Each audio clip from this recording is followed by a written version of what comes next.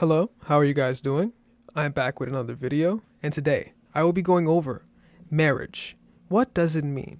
By Swami Krishnananda. So without further ado, let us begin. Scientists are accustomed to the well-known phenomenon known as the Big Bang, an occurrence which is regarded as the origin of creation of the universe. So another way to explain the Big Bang is to just understand that this was a coming together of an eternal darkness. There was nothing. It was eternally nothing. Absolute cosmic darkness. There was nothing. It was nothingness. A dark, empty hole of nothingness. A void, essentially. And when all these lights and these stars and these galaxies and nebulas broke forth, they collided with the nothingness. And this collision of duality is what we know as the Big Bang. The meaning attributed to this phenomenon is that the universe was originally a single cosmic atom. Emphasis on cosmic atom or Adam, as it were known in Sanskrit terminology as Brahmananda, which split into two parts, or the duality in which we live in, by a bang, an instantaneous separation of itself into two parts, maybe even mitosis, representing what may be called the cosmic subject and the cosmic object. So here I also provided what this absolutely looks like, especially in the Kabbalistic tree per se. Even though this may be numbered a little bit differently, usually Kether is at 1 and then Malkut is number 10. But regardless, we see that Kether is the supreme ineffable light, the Ein Sof, the limitless light that started everything. And then it breaks down into spheres of emanation, all the way down to Malkuth, which is earth, which is the physical plane. And we have Tiferet here as well, which is the heart that pulls on all the strings. All strings lead back to the heart or the Tiferet. So essentially, it's like saying God, or the ineffable force, the nature energy, the cosmic dance, the whirling fuel of energies is essentially what split itself to create this duality, right? The singularity and harmony is the Kether by itself, but when it's split into emanations, this is what we have in the physical plane along with the physical senses. The Brihadaranyaka Upanishad has already proclaimed that there was one universal self which projected itself as a subjective side and objective side of itself, the cosmic positive and the cosmic negative. The intriguing secret behind the relationship of the two cosmic parts seems to be that there is, on the one hand, the duality of the positive and the negative, and there is, on the other hand, the correlativity of the positive and the negative, since the two phases are actually two types of the phenomenal occurrence in the otherwise unitary, indivisible, original existence. So when we start back from the beginning, which projected itself as a subjective side, in order for there to be a projection, there has to be a encompassing canvas for the projection, or an outwardly world, which is nature. Nature and the heavens collided. This is the dance between positive and negative.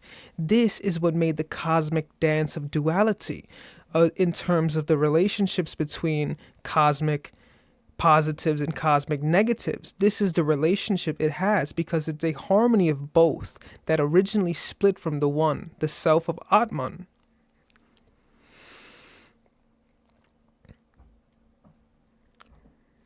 So we understand that this duality we see is not the entirety, because the entirety is when it's completely whole in its original existence.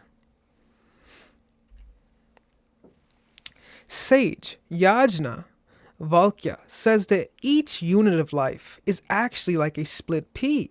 in which one cannot easily say that whether the P is one or two things joined together. Also, the very idea of a bipolar existence implies the inference of space and time, and even if it is accepted that the apparent twofold life is an appearance of the original one life, the idea of another cannot arise unless there is some medium through which it looks as if there is. Just as one person can look like two persons when one beholds oneself through the medium of a mirror. So it's essentially saying that everything in this cosmos stemmed from the Great One, and it's just emanations and copies and copies and copies and copies of itself. Every replicatory process is a copy and a copy and a copy. Every human is a copy of the same one. Every animal is the same copy of the same one. Regardless of phenotypical and mutational differences, it is all stemming off the same one over and over and over again. It is a P that continuously splits itself over and over and over and over again, right? Just to see and experience the beauty of creation, the beauty of mutation, the beauty of destruction and annihilation as well. Because for life there's death, and for night there's day. This is the duality in which we stay.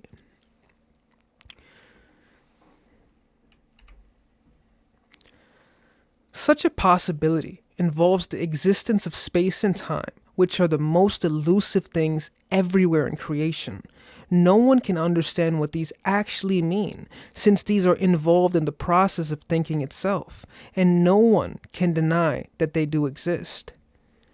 So space and time, how do we infer this with the marriage? Space and time go hand in hand because time stops for no one, right? We have Mother Nature and we have Father Time, right? Mother Nature's kind, it reaps so many beautiful things, but the solar is what embodies it and gives it life, right? During the winter, everything starts to decay.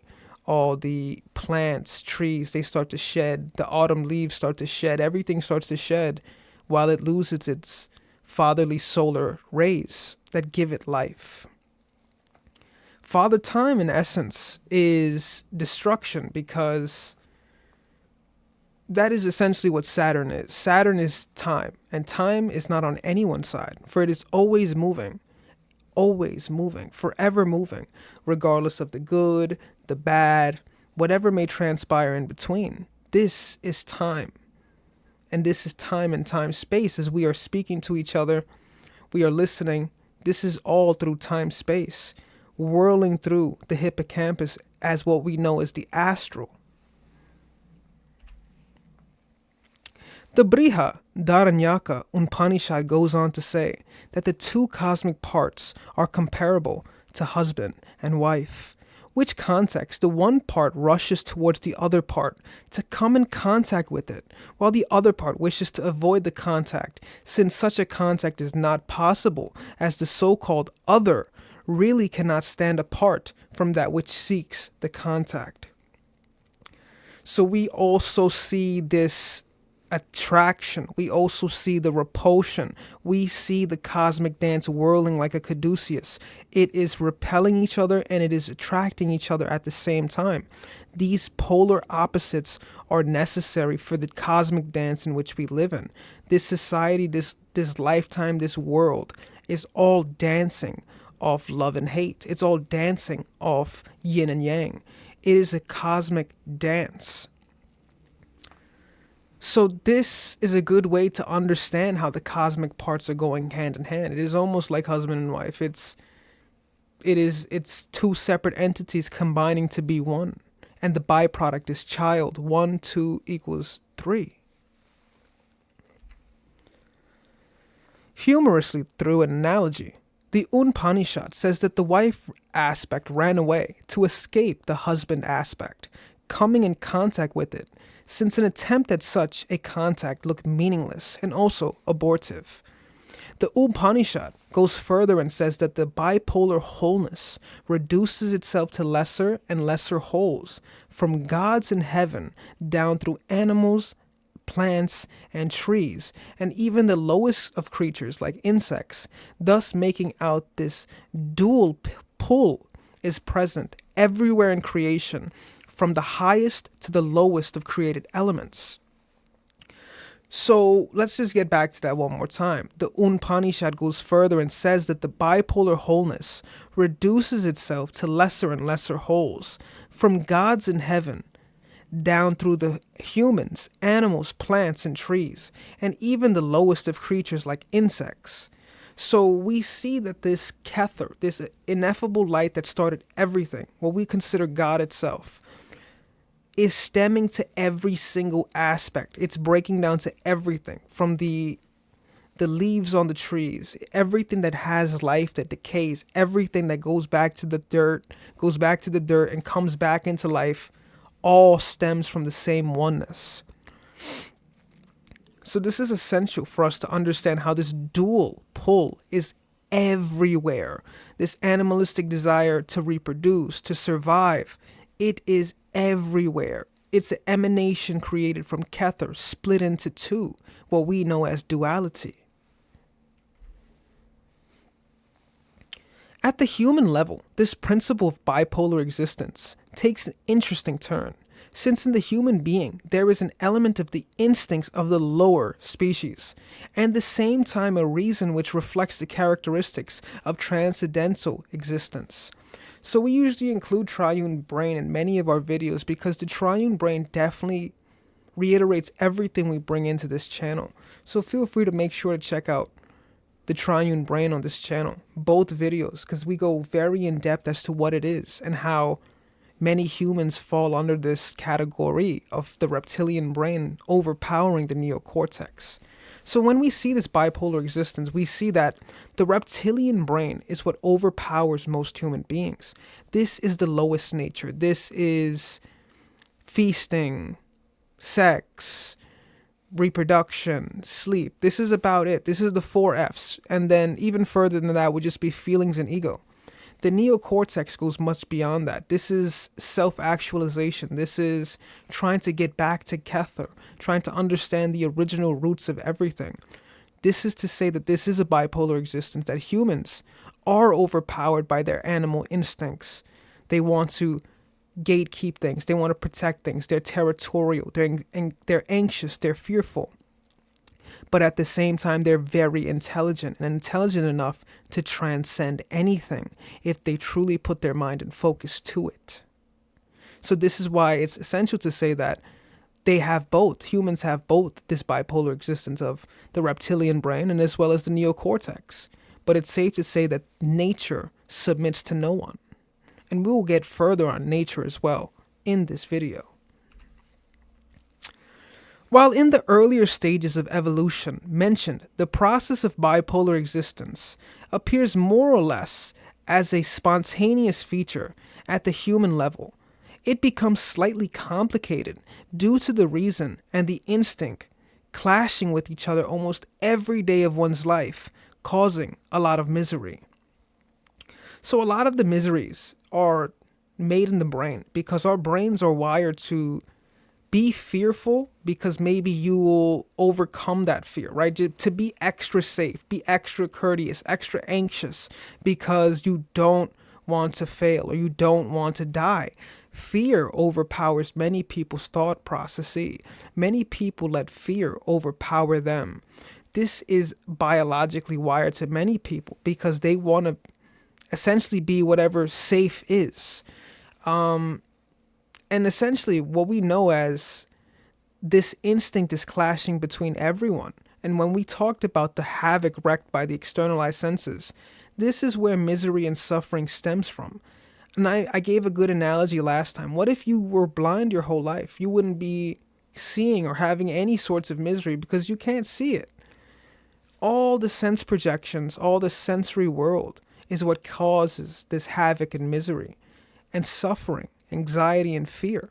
Now, if you were removed from all these restrictions and all these barriers, think about how free and loveful it could be. This is why we say we live in such a bipolar setting.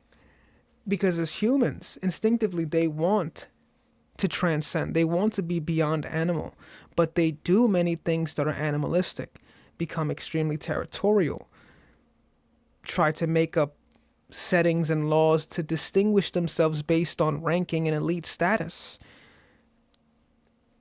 In the animal kingdom, it's much different, and we'll get much more in depth into that as well. As the human being is a unit in human society, the laws framed by society condition activities of a person, while the instinctive impulses come from the other levels of life, insist that they should have an upper hand over all things. Think back to the animalistic mind wanting to possession, material, to territorialness. And when the instincts are so strong and the passions are so strong enough, they can rebel against social norms, much to the chagrin of the individual.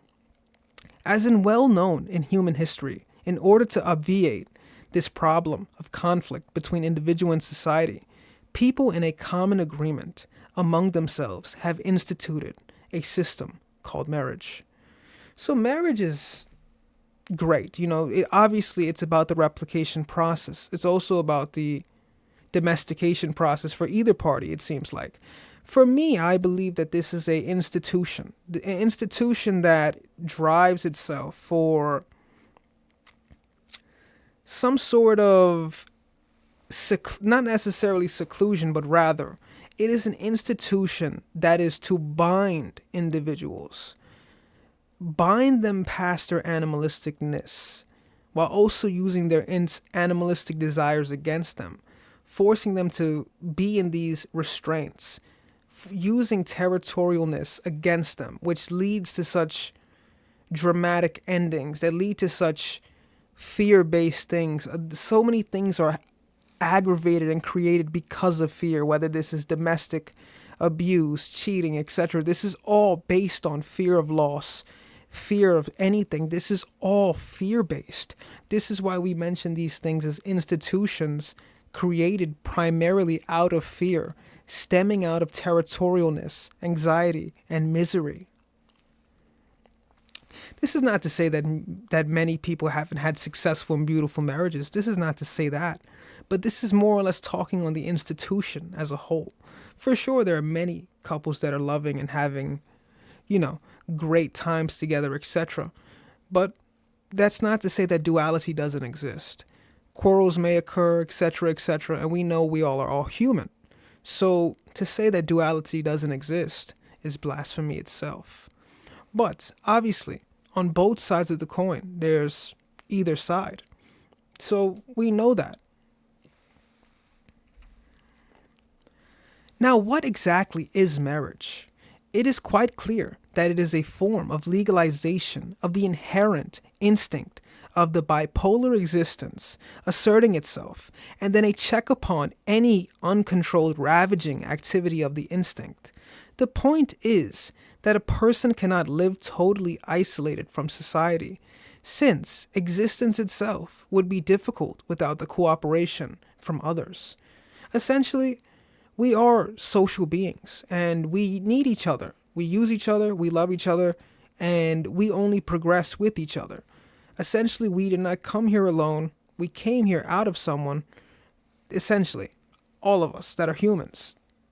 Essentially, everything came from the self. It came from the whole oneness. So we'll get into what exactly marriage is. Inasmuch as this instinct is present in every person and everyone would like to manifest it as much as possible, there would be difficulty in such a behavior since everyone else would like to do the same thing.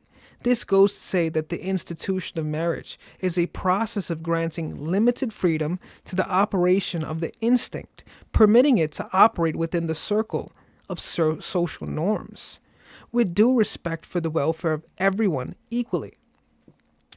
So this does not have to, this also equates to the institutions, as we mentioned. This also equates to the territorial possessive natures, as we mentioned. And this also equates to social norms, right? Many social norms are being broken now. Most people are not dating for marriage. They're just dating, essentially. There are many households that are single family households. Many families are like that now because of the split in the family unit that's occurring. Therefore, this process is definitely much using instinct against individuals. However, with all this that has been said above, a question will arise as to why is there such an attraction between male and female? Philosophically, to answer this question in the light of what has been detailed above, the explanation would be the struggle of the two parts of the whole, one whole, to unite themselves into a single unit of existence. So, this is to say that everyone needs each other, or man or woman needs each other, because without each other, there couldn't be either one. This is how the self reunites with itself. The darkness and the light consoles with each other. The bipolar parts are vehemently attracted to each other, but they're also repulsing each other at the same time. But the goal is to unite themselves into one single unit. This is like understanding the corpus callosum of the left hemisphere brain and the right hemisphere brain. But as two things cannot become one, the sexual demand fails to fulfill its purpose, ending in exasperation, disillusionment, and a distrust in the meaning of life itself. The other aspect is the much neglected side of the phenomenon, namely, nature's intention to multiply the species. Everyone knows the power of nature, and no one can resist it. For the most part, as you can tell, we are abundantly around about 8 to almost 9 billion people on this planet. The virya, the passion, lust, nature's intention to multiply the species is very strong and powerful and abundant amongst every living creatures. Because like we mentioned, the senses, they want to unionize with whatever they see. They smell a nice scent, they want to enjoy it, they want to continue enjoying it. They see something that's beautiful, they want to go entertain it, they want to see it, they want to enjoy these sense perceptions. They want to unionize with everything. This is why we say nature is a phenomenon that can overpower, right? But the sexual demand fails to fulfill its purpose, ending in exasperation, disillusionment, and a distrust in the meaning of life itself. This would be entrance push towards this world, which we call the coming of a child into existence, is the process of an integral impulse, since the child is a whole being, as whole as either the father or the mother. So this is how we get the trinity of everything. Father, mother, and child. This is the trinity that God works in. This is the trinity that everything works in. Most things are working off a trinity. Creator, preserver, destroyer. This is the trinity. This is essentially what nature is pushing towards. From duality to bring a singularity, to attempt to bring singularity. The pressure of the world, the pressure of the would-be individual being very strong, compels the male and the female to seek each other with great vehemence, to such an extent that the male and the female elements would even wish to die if this impulse is not going to be gratified, forgetting thereby that they are only serving the injunctions of nature, though nature has cleverly put them under an illusion that what they do is for their own personal benefit. The reproduction process is so strong. Nature's gift, God's virya, God's milk, is so strong that nature has essentially disillusioned many to thinking that they're working out of their own will, but really you're doing nature's doing. The reproduction and the constant reproduction of new people is exactly what nature is wanting. It wants this constant reproduction. That's what nature wants. It's what the physical prowess wants. It wants to unionize. The senses want to unionize with what it sees. But it's nothing other than an illusion. For using the people, thinking that they're under their own personal benefit while doing so. a great illusion indeed. Since everything is destroyed by time, there is a fear that one's existence would be terminated one day, and to escape from the grief of this possibility, the biological impulse wishes to reproduce itself as a child, a son or a daughter, which will become a replica of the parents, whom they hug as themselves, as if the child is inseparable from the parents. So this is where we also continue the fear, the territorialness, the misery. The loss of your own life will breed the idea that you can put it into someone else, put your dreams into someone else, hope that they could be something better than you, which that's a great thing. That's something all parents should strive for. They should strive to make sure their children are better than them. But when we get back to this, everything is destroyed by time. Time waits for no one. Every second is moving. This is why we understand the virya to be so potent, because the virya is essentially a time stopper. Think of it as your own personal fountain of youth. It is its own timekeeper. Time can't destroy virya, especially from a true brahmachari. But essentially, people want to escape the biological impulse, this grief, this sense of loss. They think that if they lose the sensory world, it's the end-all be-all. But that's because that's what all they were born with. They were born to only see the physical apparatus. They believe that the end of physical apparatus is the loss of all. But this does not mean energy is ever dissipated. The heartbeat may finally run out. The heart node might finally run out. The aorta might stop pumping finally. But the soul is eternal. The soul is forever. The soul will never give out. This is forever. And it will return back to its ultimate source, the Atman of all Atmans, the true self, the one, Kether. Considering the fact that no one can go against the injunctions of nature, sexual life permitted by marriage should be regarded as reasonable and unavoidable. But considering the welfare of the individual himself or herself, it brings no such benefit, ending it in depletion of energy, slowly tending towards old age and physical extinction. So we already mentioned the loss of such vital energies starts to lead to your decay in many ailments, and it starts to prematurely age you. Therefore, it's essential to understand that if you are coming together in harmony, it should be to bear that child that you truly desire. It should not just be for selfish pleasure reasons, for you're only dissipating your own energy in the process. So we're only trying to understand marriage as a institution, marriage as a bipolar existence trying to collide with each other to become that whole one again. But this is just an attempt. That's why we say try to collide with each other. Because the bipolar existence is so powerful, it's constantly retracting and repulsing itself at the same time.